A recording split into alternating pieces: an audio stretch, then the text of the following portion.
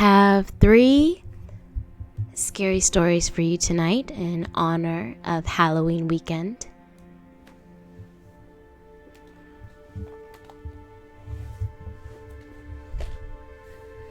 And we'll begin with the first one.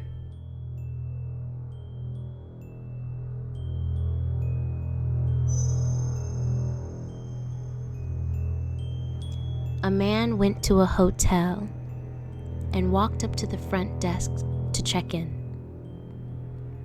The woman at the desk gave him his key and told him that on the way to his room, there was a door with no number that was locked, and no one was allowed in there. Especially, no one should look inside the room under any circumstances.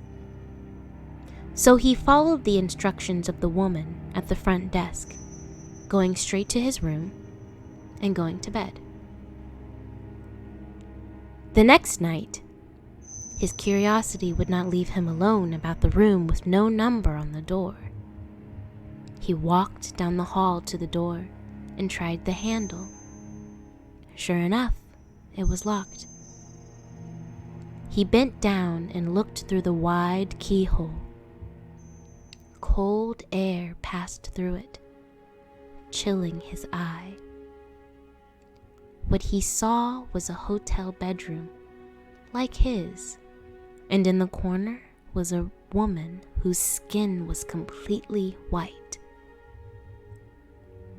She was leaning her head against the wall, facing away from the door. He stared in confusion for a while. He almost knocked on the door out of curiosity, but decided not to. This disinclination saved his life. He crept away from the door and walked back to his room. The next day, he returned to the door and looked through the wide keyhole. This time, all he saw was redness. He couldn't make anything out besides a distinct red color, unmoving. Perhaps the inhabitants of the room knew he was spying the night before and had blocked the keyhole with something red. At this point, he decided to consult the woman at the front desk for more information.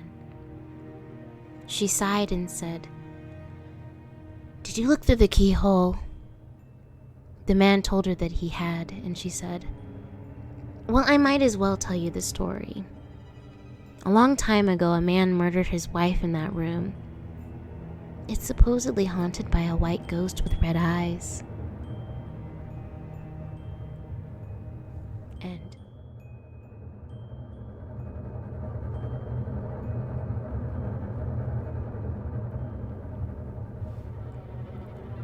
Have you ever forgotten your phone? When did you realize you'd forgotten it? I'm guessing you didn't just smack your forehead and exclaim, "Damn!" apropos of nothing. The realization probably didn't dawn on you spontaneously. More likely, you reached for your phone, pawing open your pocket or handbag, and were momentarily confused by it not being there. Then you did a mental re-step of the morning's events. Shit. In my case, my phone's alarm woke me up as normal, but I realized the battery was lower than I expected. It was a no phone. I was still getting used to it, and it had this annoying habit of leaving applications running that drain the battery overnight. So I put it on to charge while I showered instead of into my bag like normal. I thought a quick burst would at least give it enough juice to get to the office. It was a momentary slip from the routine, but that was all it took. Once in the shower, my brain got back into the routine it follows every morning, and that was it. Forgotten. This wasn't just me being clumsy, as I later researched. This is a recognized brain function. Your brain doesn't just work on one level, it works on many. Like when you're walking somewhere, you think about your destination and avoiding hazards, but you don't need to think about keeping your legs moving properly. If you did, the entire world would turn into one massive, hilariously QWOP cosplay. I wasn't thinking about regulating my breathing. I was thinking whether I should grab a coffee on the drive to work. I did. I wasn't thinking about moving my breakfast through my intestines. I was wondering whether I'd finish on time to pick up my daughter, Emily, from nursery after work or get stuck with another late fee. This is the thing. There's a level of your brain that just deals with routine so that the rest of the brain can think about other things. Think about it. Think about your last commute. What do you actually remember? Little, if anything, probably. Most common journeys blur into one, and recalling any one in particular is scientifically proven to be difficult. Do something often enough and it becomes routine. Keep doing it and it stops being processed by the thinking bit of the brain and gets relegated to a part of the brain dedicated to dealing with routine. Your brain keeps doing it without you thinking about it. Soon, you think about your route to work as much as you do keeping your legs moving when you walk, as in not at all. Most people call it autopilot. But there's danger there. If you have a break in your routine, your ability to remember and account for the break is only as good as your ability to stop your brain going into routine mode.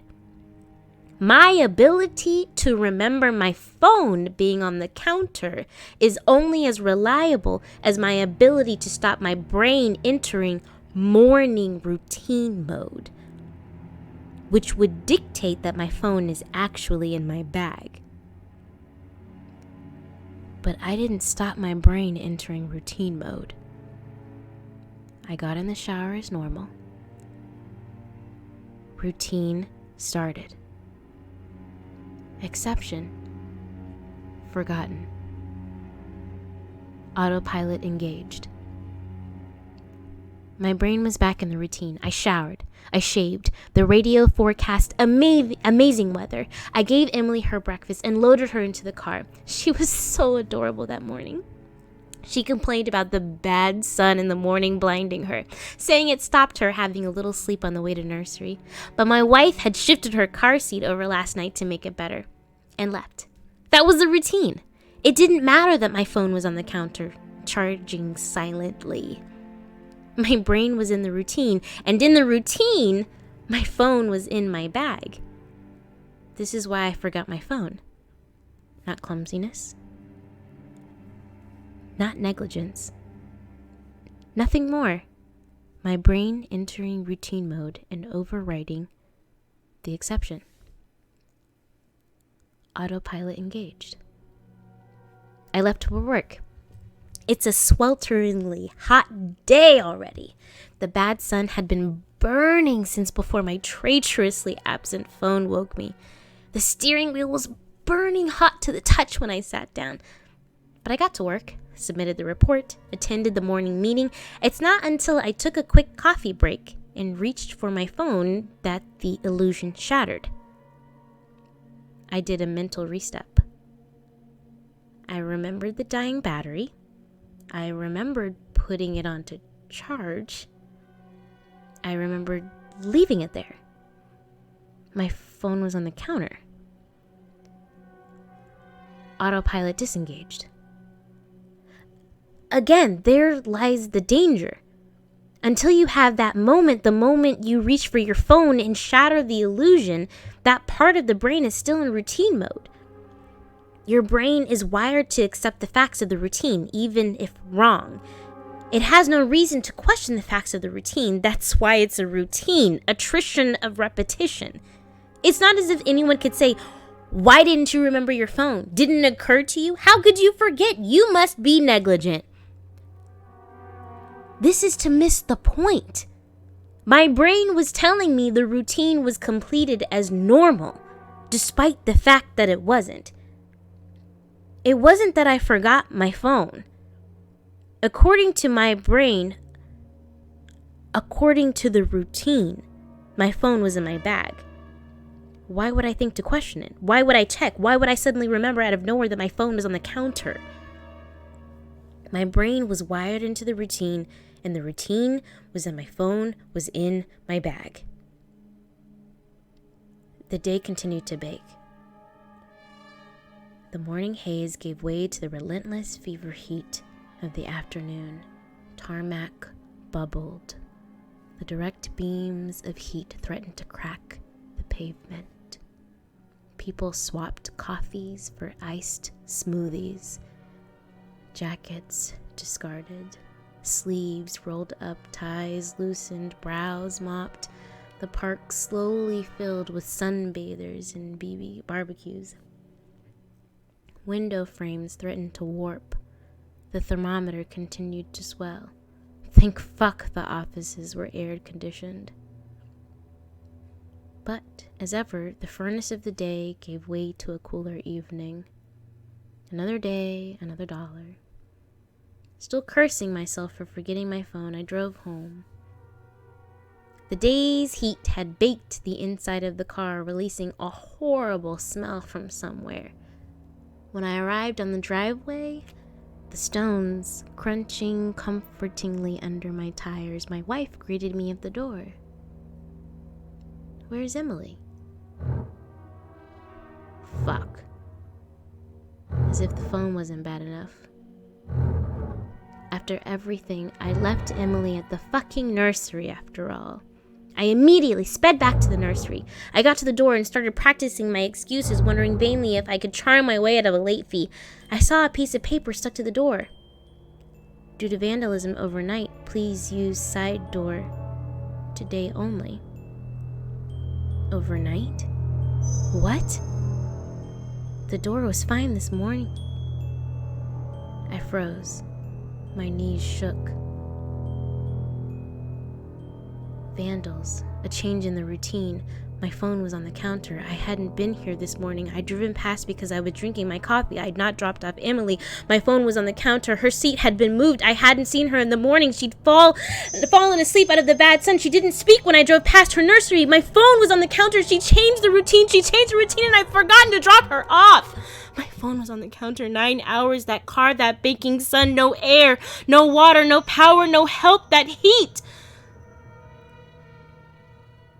A steering wheel too hot to touch. That smell.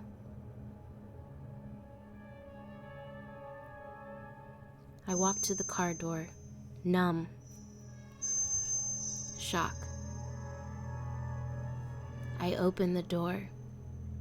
My phone was on the counter,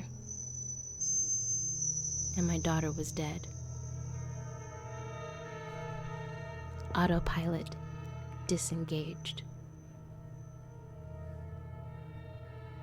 And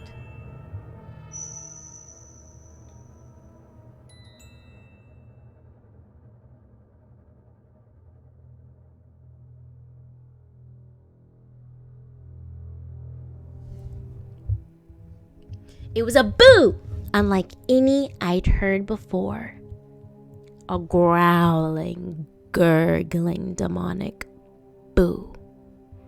One that sent a chill down my spine and ended at my tailbone. A boo that made my butt shiver. But it mattered very little in the end. I did as I always do. Planted my feet firmly against the ground, wound back, and threw a goal-breaking haymaker to his spectral jaw. He fell to the floor, rubbing his centuries-old phantom face. "Jesus Christ!" he moaned. "The fuck you do that for?" "I'm the ghost puncher." "The ghost puncher?" I shrugged. "Yeah." The ghost continued to massage his swollen, translucent jaw. I didn't even know that was possible. It's just a nickname. No, I mean a living person punching a ghost. Usually your hands just go through us. Oh.